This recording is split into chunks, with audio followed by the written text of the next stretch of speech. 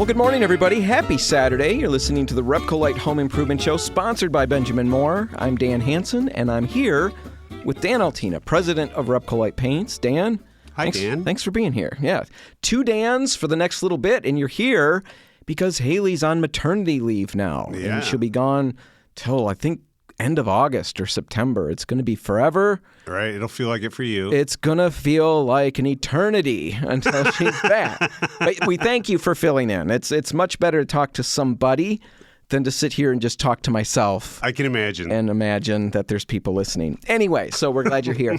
I do have breaking news before we get to the show itself. Hailey did have her baby. So the day after Mother's Day, right in the morning. So I think the baby arrived at 3:19 in the morning on Monday. Middle of the night. Yeah, so almost made Mother's Day, which would have been really fun, but came the next day. Baby's healthy. Little Wallace is healthy. Mom and Dad are doing well. So we told you that we'd update you when the baby came. The baby has come. I've done my job. Awesome. Right. So we've got a lot of stuff we're going to talk about today. We'll be talking about some VOC regulations, some changes to the Michigan VOC regulations for paint and coatings and stuff like that, what that looks like, how that plays out. We'll be covering that. We'll also be talking about garden hoses, Right. which sounds...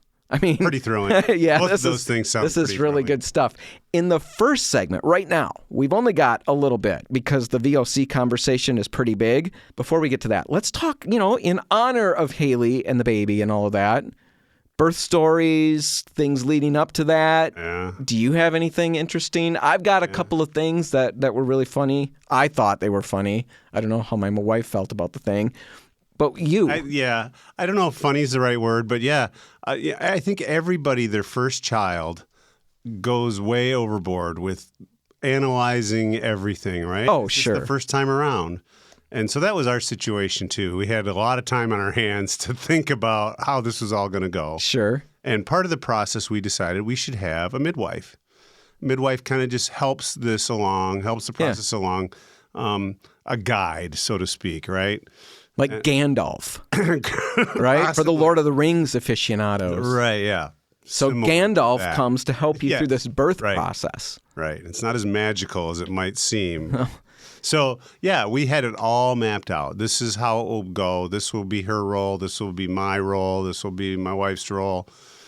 And we had it all pretty well mapped out and fairly confident that this is what was going to happen. Well... here's when you find out that's how things the go. best laid plans, huh? Right. So our son, Emmett, he did not want to come out. So after almost 2 days of labor, the doctor said, all right, we'll have to just do a C-section here. So you planned for months. Yeah, and the midwife's standing right there going, oh, well, okay, that's it for me then. I guess I'm done. Oh, man, no point at all. So it was a little disappointing, right? I mean, to have done all this preparation and disappointing thinking. for Gandalf, too. Yeah, right. For me, what we had, yes, the first kids, that's always, you completely overanalyze everything. Yeah. After that, it all feels like old hat. opposite. Yeah. So I don't remember which child it was, but I remember it was a Wednesday. You've had so many. I've got 5. So I remember it was You can remember all their names. I do, but it does take, sometimes I've got to go through a whole string of them before we land on the right one. But it was a Wednesday night. I remember that because it was Survivor night. And we're watching Survivor at home. My wife's on the couch. I remember that. And I remember her saying, like at about 8:30, the show starts at 8, goes till 9. She says at 8:30, I think we got to go to the hospital now. And I said, but, it's like The show's Survivor's not done. And, they got to do the tribal council and all of that. I said, like, are you sure? Or we don't want to overdo this. And she said, well, I said, can we wait just for a minute? And she said, well, yeah, we can wait a little. So we did. And then it got to be like 8:45. And she said, we got to go. I said, but like 15 more minutes because they might vote Rupert off. And I want to see if Rupert stays.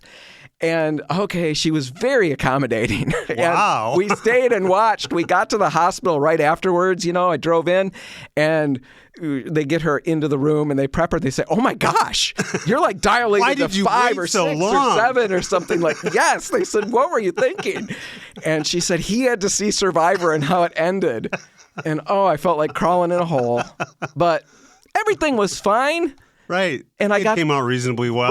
Right. So I don't know how Hailey handled that. I told her that story, and every woman that I tell that to just recoils with horror. The guys kind of laugh. I'm practically recoiling in horror. Well, I was a very shallow and selfish person at that point. I've changed now. Anyway, congratulations to Hailey. We're going to take a break right now, and when we come back, we'll be talking about VOC regulations and what that means for everybody out there. That's all just ahead. Stick around. And we're back. You're listening to the RepcoLite Home Improvement Show, sponsored by Benjamin Moore. I'm Dan Hansen, and I'm in the studio with Dan Altina, president of RepcoLite Paints, the temporary Hailey. Yes, I'm filling in for her while she's on maternity leave. Yes. So, Dan, you had your first segment. You got that out of the way. Yeah. Feel good? I'm all jacked up. Oh, now. pumped up, ready to go. Excellent. Now let's jump into something really boring. So we covered something really fun. Now we're going to do something really boring, and it's not going to be boring, but it's potentially, it's Saturday morning. People are already reaching for the dial here, Dan. No, they're used to this. This is how it works. It's Saturday morning. It's early. I understand that. This is the time slot we've been given. I've asked for longer. I've asked for different times of the day, but this is what I get. You play the hand you're dealt. I'm playing this hand. I want to talk about some VOC regulations that have gone into effect in Michigan as of April. Now, maybe some of you, right, for paint. Now, maybe some of the listeners, you've heard of this, you knew this was coming. Maybe this is brand new news to you. Maybe you're wondering why it even mattered to you. Well, we're going to get to all of that because the new regulations are pretty sweeping and they're going to affect some big changes. Right. So as we dig into this, let's just start with what VOCs are in the first place. What are they and why are we so worried about regulating? We hear the term all the time, VOCs. Right. In fact, people use this on a, regular basis in the stores, but a lot of us don't really know exactly what that means. We think it means stinky stuff. Right. We don't want stinky stuff, and that's not necessarily the case, right? So what are VOCs? Why are we worried about regulating them in the first place? So on a very simple level, VOCs stands for volatile organic compounds. Mm-hmm. Volatile means it can evaporate at room temperature. Organic compounds are compounds that contain carbon. Okay. So it's as simple as that. Now, that involves thousands, hundreds of thousands maybe of chemicals. And not all of those, of course, are in paint. So what we're talking about is the regulated group of materials is smaller. Okay. But they have a certain effect, which is they're called photochemically reactive, which means when these things evaporate and they're exposed to sunlight, they generate ozone, O3. Okay. And ozone, you maybe heard about that too. Oh, yeah. Way back in the 70s, there's the ozone hole, and it's growing. And it's in the upper atmosphere, and we're all going to burn to death or something was bad. Well, I remember, the 80s. I remember elementary school and being terrified. Yeah, it was just driven into us that it was like an apocalyptic thing. Oh, yeah. We were all toast. So ozone in the upper atmosphere is very good. It helps shield the Earth from UV rays. Okay. Down at ground level, it's bad.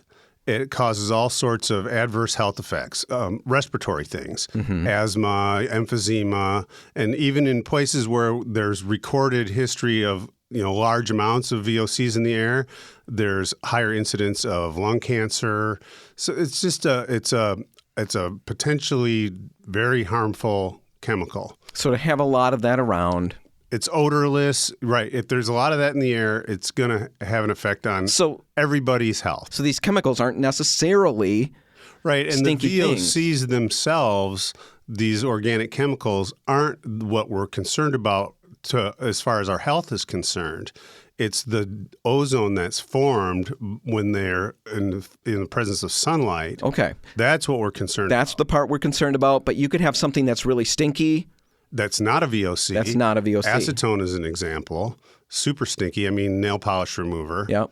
And then there are other things that are VOCs that are completely odorless. All right, so that whole odor thing, it has nothing to do with it. It's the ozone that's generated because they're photochemically reactive. Correct. They react in the sunlight, ozone's created, and we got a problem. It comes from a variety of different sources. Yeah, not just paint. Paint is a big one, but it's nothing compared really in size to, say, power plants and automobiles. Now, over the last several decades, all of these things, paint, automobiles, power plants, have all been regulated for the effect of reducing the amount of VOCs that they're generating. Mm-hmm. So our turn now in Michigan with paint has come. All right. So that's why they're regulated. Right. Health issues, things like that. Let's talk about why they're in paint in the first place. The question might be, well, if they're bad, why don't we just get rid of them entirely? Well, they're needed in paint. They actually play an important role. So both oil-based and water-based paints contain VOCs. Oil-based paints will contain much more by volume than a water-based paint, but they're necessary in all coatings for different reasons. They act as a solvent in an oil-based paint, and it makes it thin so you can spread it out. In water-based paints, they have also different characteristics, like they'll act as an antifreeze.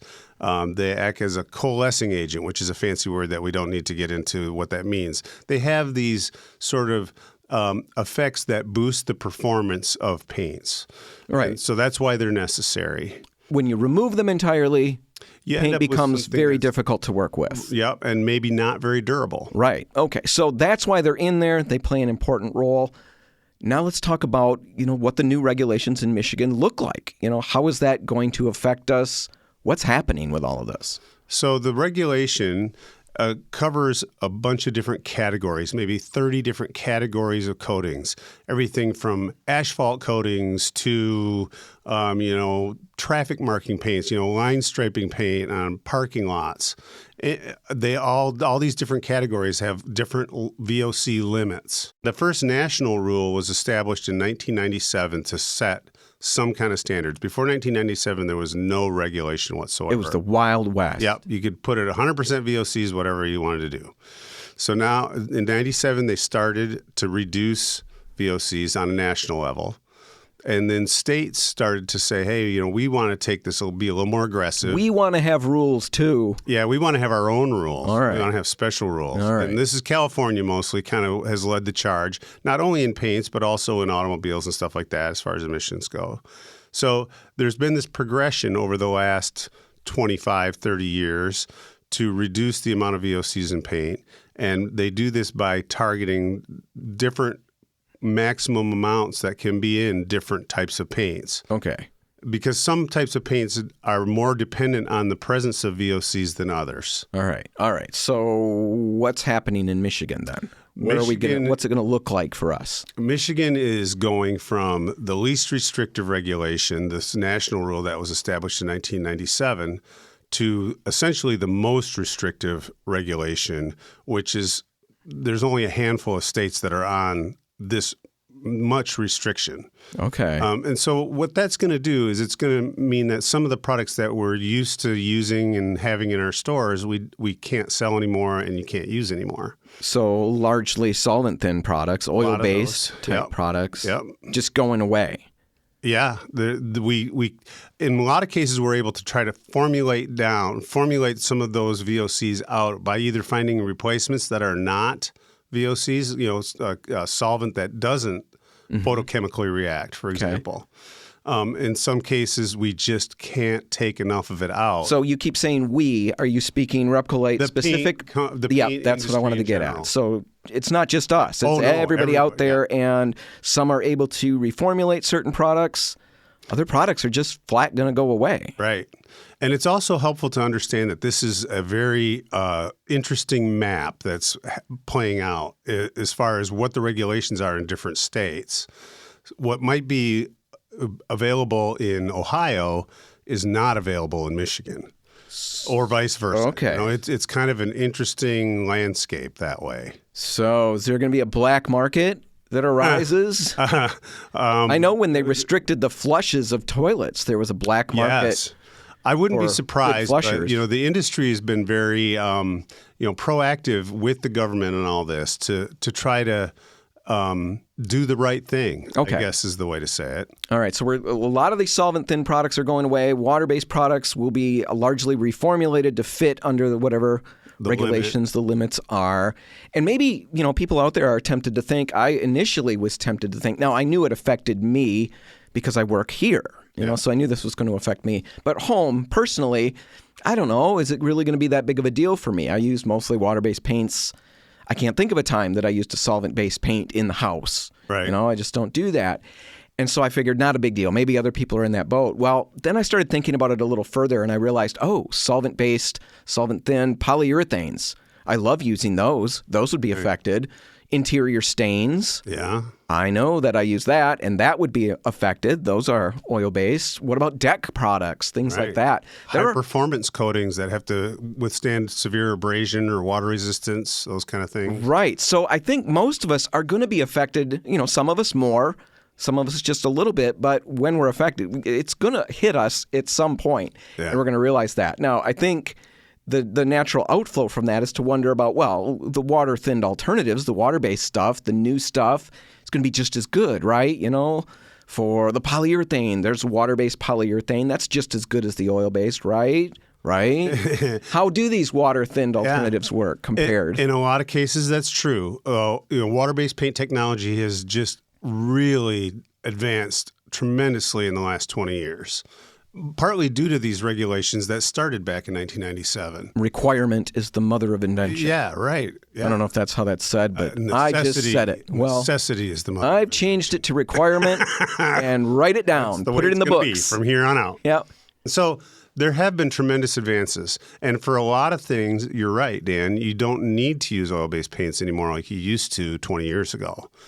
Because of that advancement in technology. But there are still some areas that it's difficult. And I want to get into that. I think we're going to talk about that on the next segment. We're going to dig expressly into some different scenarios, deck coatings, stain blocking primers, stains, polyurethanes, and we'll talk about water-based versus oil-based. Yeah. And all of that, pros and cons. Now, why would we talk about that? I'm sure there's people wondering, if I can't get the oil-based anyway, there's no point in having that conversation. But there's a very interesting caveat to this whole story, and it really hits us in a very unique way, right? That's right. Yeah, RepcoLite in particular. In this new state regulation, there is a clause in there that says that any company that produces less than 1 million gallons of paint a year it has a 5-year deferral. So basically, we can spend the next 5 years working on developing these lower VOC products while we continue to sell the traditional items that we've sold forever. So that's really exciting. It puts us in a very unique situation, yeah. Because we make our own lines of paint, and pretty much if you're using a solvent-based product, a traditional solvent-based product, and you're really concerned that that's going away, because when are these gone? Are these off the shelves now? Oh, yeah. Some of the national brands at the beginning of January, they already stopped bringing these things into the state of Michigan. Yeah, and we'll be able to keep making them and selling them. We've got 5 years to work on our reformulation, which is really happy for us because I know Brett in our lab, he was main chemist, to have another aneurysm over this. Yeah, another one.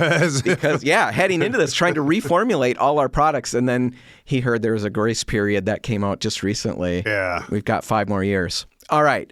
So that kind of sums up the whole thing. So you can get those traditional coatings, the oil-based stains, exterior, interior, oil-based polys, high-performance coatings. We can still sell those products. Yes.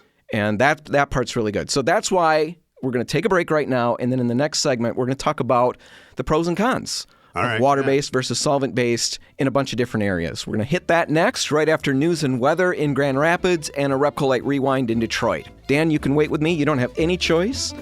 You're on the show now. Right this is your thing. Chained to this chair. All right, we'll be back in just a minute. Stick around. And we're back. You're listening to the RepcoLite Home Improvement Show, and we're taking potentially boring topics and turning them into radio gold. Yeah. I'm Dan Hansen, and I'm here with Dan Altina, president of RepcoLite. And you're the temporary host for a while. Yeah. How does that feel? Is that fun to you? So far, it's great. Yeah. Well, so far, we've got 2 segments in. Yeah, well, so that's all I can say. As you wake up every morning, Are you like super giddy that you get to come and do this? Yeah. Thrilled. It's really fun. Yep. I've been singing in the shower just to get my voice warmed up. Great. I'm glad you live somewhere other than where I live. That's nice. Anyway, this segment, we're talking about last two segments, I guess, this one and the previous one. We're talking about Michigan's new VOC regulations for paint and coatings. They went into effect in April 2023, this April. And really, to get the full information, check out the past segment. You can go to RepcoLite.com when the show is finished. And you can find the podcast there, right on the homepage. But to summarize, Dan, just summarize Michigan's new VOC regulations in 3 sentences. In song.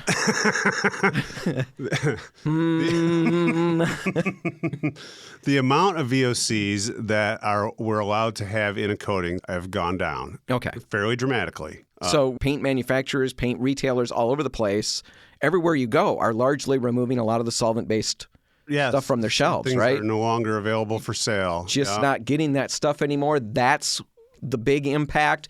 Even the water-based products that we're familiar with, a lot of those are being reformulated to hit certain VOC limits now.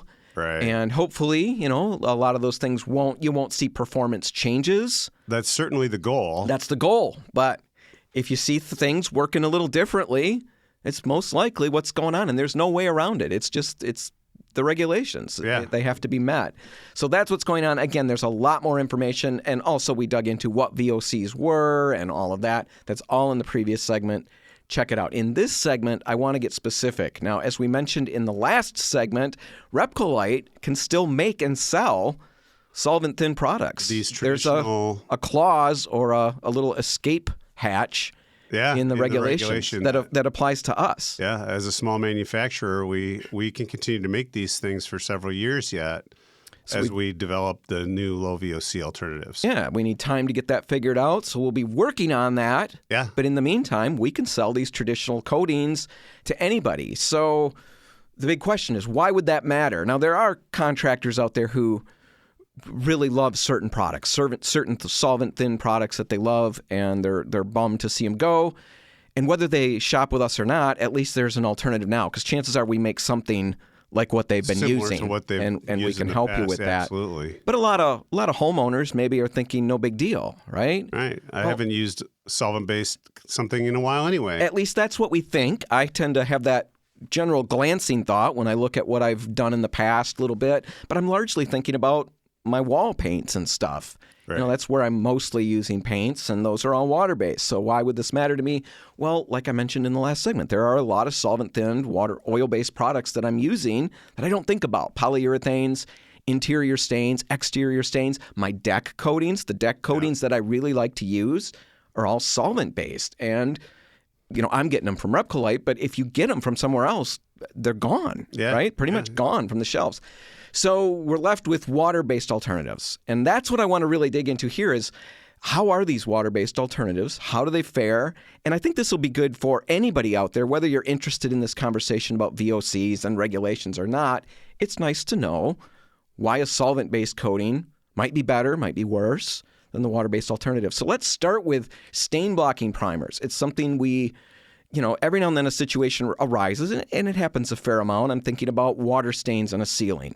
You had a leak, you got the big brown water stain forming, you got to prime that. If you just put water-based paint over top of that, it just bleeds through. Continues to bleed through. Another version of that is a knotty board. You put water-based paint on it, and those knots bleed through and bleed through and bleed through. You can put 100 coats of paint on it, and you'll still see where that knot was. Yeah, I did that in a basement. It was a water stain, but yes, the same thing happens with trim, pine with all the knots. But I had the water stain, and this was right after I started at RepcoLite. I could get discounted paint, but I did not know that much about the paint that I was getting. I was just a week or two in. I had a new house. Let's just go. So I'm painting in my basement, and I remember painting this wall that hadn't been painted before, and this one little ring came through. By the time I got to around the room, that's bled through to the surface. So I painted it again, and then I bled through again. And I went back and I painted it again. And I watched it bleed through. Yeah. It just came through that fast. And so then I went to the store and told them what was going on. Some crazy magic happening in my house. They said, it's a water stain. Put this on it and you're good to go. They sold me a solvent-based product, a white pigmented shellac. I put that on, blocked it. It's a stain blocker. Now I could put my water-based paint on top of it. All right. So let's talk about stain blocking for that instance. There are a lot of water-based stain blockers out there. How do they work for blocking out the kind of stains that we were just talking about? Our experience is that it works about 80 to 90% of the time. Which sounds really good until you're in that. Until you have to repaint 10 to 20% of your house, Right. So, they're not quite ready for prime time. I mean, they're good. They are good for a lot of purposes. But water-based stain blockers. Correct. But they're not as good as the solvent-borne alternatives that are 100%. 100% of the time. And, if you're a contractor, that 80, that's a huge deal. That's moneymaker, or money losing. You can't afford to have 80% of the time you're going to get good results. 100%. Right. Sounds really good. That's where the solvent-based products really work. If you're dealing with water stains, knots in wood, stuff like that. Smoke damage. At this point in time, stop out at any RepcoLite. We can get you hooked up with the right products that are going to 100% of the time work. Yeah. Right. We've got 5 more years that we can still be doing that. Right. All right. So stain blocking primers. What about deck coatings and stuff like that? Right. Deck products. That's another big one. In our experience, we've really never seen a waterborne deck sealer that holds up. And we sell them too. We're not just dissing somebody else's products. Right. And in some cases, people need to use them. And there are benefits to it. They can go on a damp deck, whereas a solvent-based, it needs to be completely dry. Right. But one of the issues that we run into with the water-based, the thing I've run into at home personally, is that it dried too fast to actually penetrate into the wood. Yeah, and it's not necessarily the speed of dry that causes that. If you would look at it under a microscope, it's the molecular structure. It's the difference between an emulsion and a solution. A water-based paint is an emulsion. It's little globs of oil dispersed in water, where a solvent-based coating is a solution. It's all one thing. And so when you're looking at a piece of wood, say under a microscope, you can see how much further an oil-based coating will penetrate compared to a water-based, just because those globs are not so small in the water-based coating. They can't get into the grain of the wood. So they just lay on the surface more.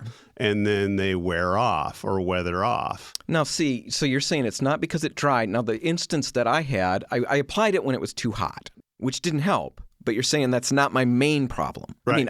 Let's not go into all of my problems. But in this instance, let's not. My man, who's got time for that?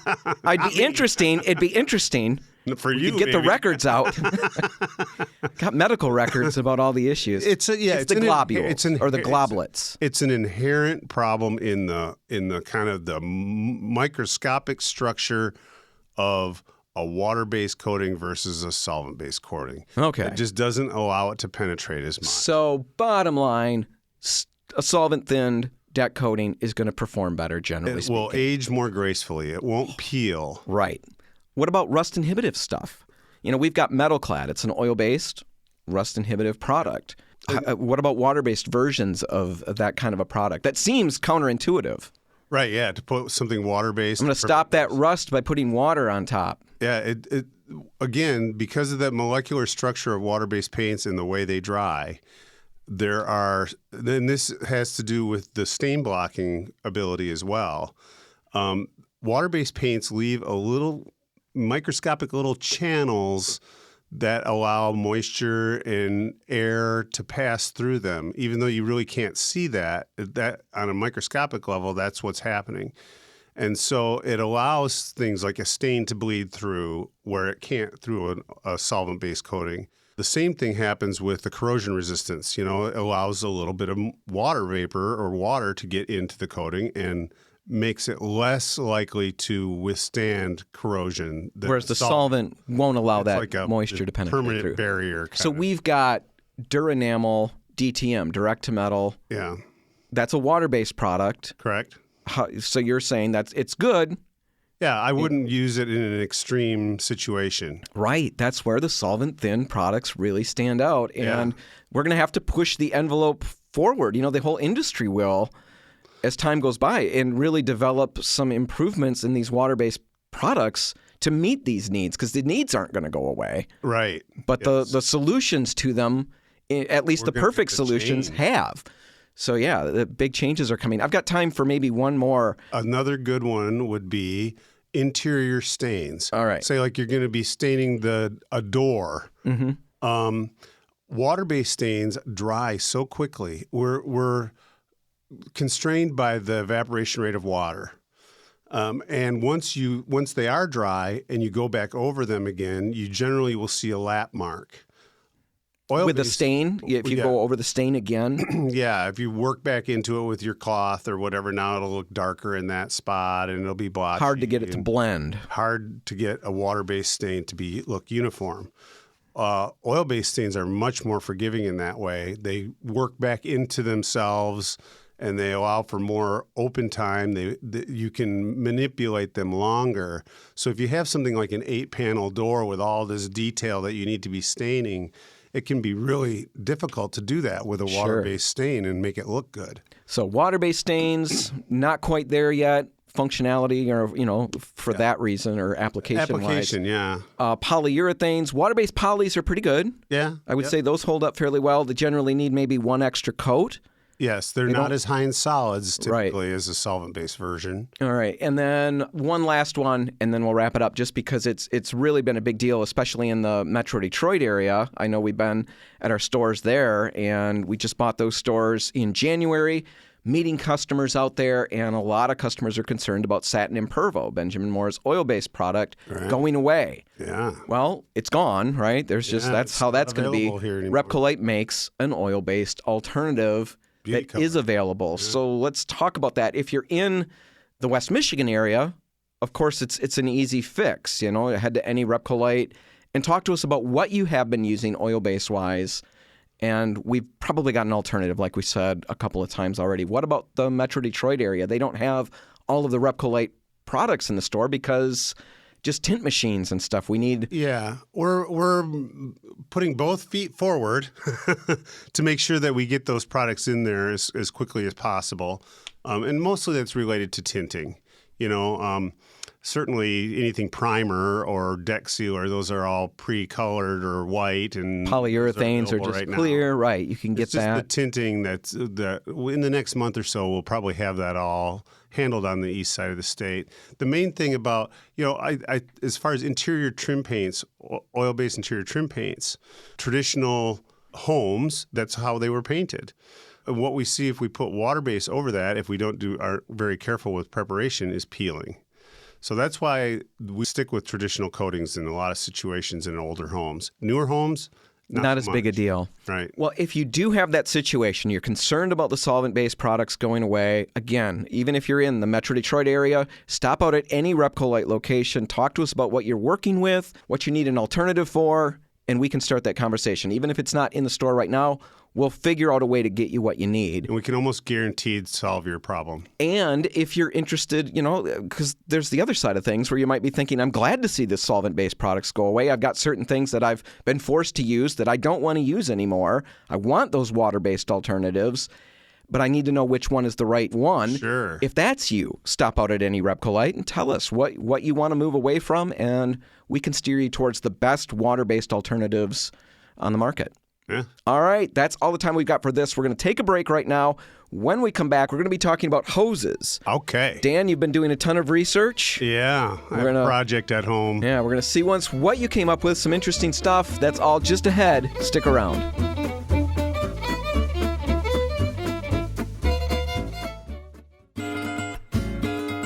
Well, Dan, we want to talk about hoses. I know that sounds ridiculously exciting, but after the VOC conversation we had, it's really, really fun. You're listening to the RepcoLite Home Improvement Show, sponsored by Benjamin Moore, and we're talking about garden hoses, right? This is something you're digging into. Researching right now, trying to find the right one. All right. Yeah. So what's going on at your house that makes you need one, and what are the problems with just the ordinary hoses? Well, I've got multiple situations going on at home, and some of the hoses that I currently have are fine.